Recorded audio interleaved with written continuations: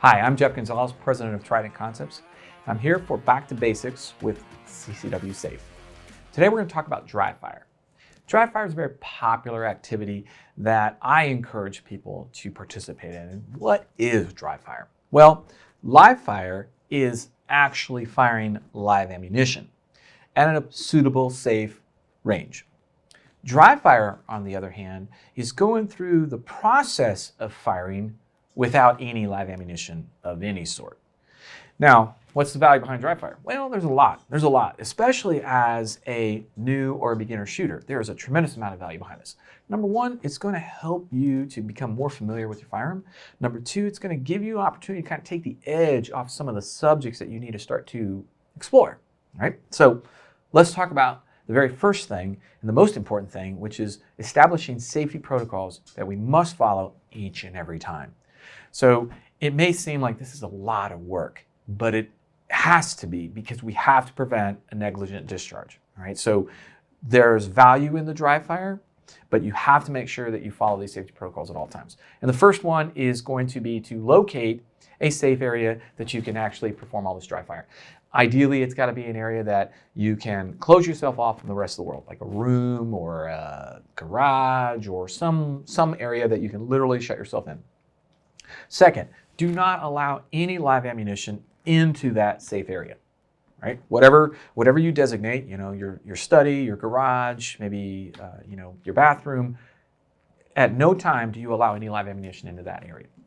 The next is that you need to follow all of the firearm safety rules to include safe direction. So when you're pointing this firearm, you need to make sure that you're still pointing it in a safe direction. Even though you have no intention of firing any live ammunition, worst case scenario, you make a mistake here and you fire a live round, at least you know that it is fired into a safe direction. Right? So identify a safe direction. Then you're going to need to make sure that you perform a visual and tactile clearance of your firearm to make sure that it is unloaded. If it's not unloaded and you know that right off the bat, go ahead and start by unloading the firearm. Then if it is unloaded, you're not going to make the assumption that it's still unloaded. You're going to visually and tactilely inspect that firearm to ensure that it is unloaded. Now, once you've done all of that, we're now ready to begin dry fire. But let's talk about what is my intentions? What are my objectives behind dry fire? And you can lump them into two areas. The first area is going to be working on your marksmanship.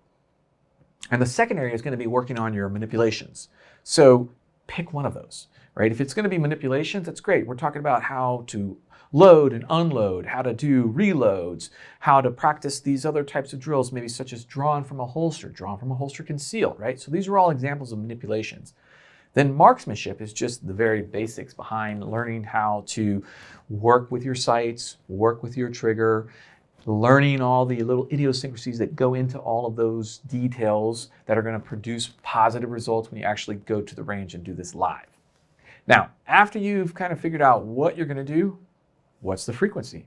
How often do we want to do dry fire, right?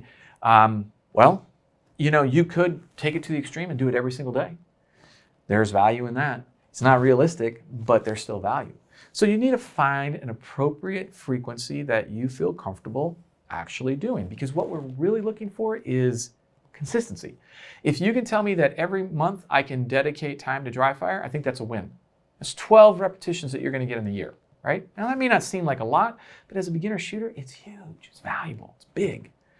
The next thing we talk about is going to be your duration. How long do you dry fire practice? My recommendation is to keep it short, about 15 minutes, 20 minutes max. That's it. Don't go further than that. Why? Because you start to develop diminishing returns, anything past that. I mean, my preference is to try to keep it at about 10 minutes, but I know that in the beginning, between going through the procedures of getting everything right and doing your safety checks and all this other stuff might take a little bit longer, so maybe 15 minutes, but again, like I said, 20 is the max. As you get better at this, you'll start to find that you become a little bit more efficient with your time, and you're somewhere around that 10-minute mark. But that duration is important because, again, what we want to do is we want to prevent ourselves from, I don't want to use the term overtraining, but we actually start to, the benefit behind dry fire is the mental game that goes into it. And when we start to lose that mental game because that duration is exceeding our mental capacity, you're losing value at that point, right? It may not seem like it, but you really are. The last thing we talk about are what are some accessories that can make my dry fire experience a little bit more valuable, a little bit more, efficient. One of the things that I recommend is investing in some dummy rounds. Now, what a dummy round is, it's an inert training round that is visibly inert. In other words, it's usually bright orange, and it's bright orange to signify that it is inert, plastic, can't go bang. So investing in these allows you to do a lot more of those manipulations, such as loading and unloading and performing your reloads. Other things that you might consider is perhaps even a spare set of magazines that you can practice with, because remember, you can't take live ammunition in. So if your magazines are loaded, you're going to have to download the magazines, bring the unloaded magazines into your safe area, load them with your dummy rounds, and then begin. Or if you had a spare set that were empty, that didn't have any live ammunition, you start there. Now, the very, very last thing that I want to say is once you have made the decision to stop dry fire, do not attempt any other repetitions. The mistake that you make is that you say to yourself, just one more. I want to do one more. But you really didn't think it through. You didn't realize that you already reloaded the firearm and it's hot and you want that one last rep. And unfortunately, instead of getting a click, you get a bang. All right? So once you make the decision to finish your dry fire, that's it. You're done. Safely disassemble everything, leave the safe area, and then go about your life.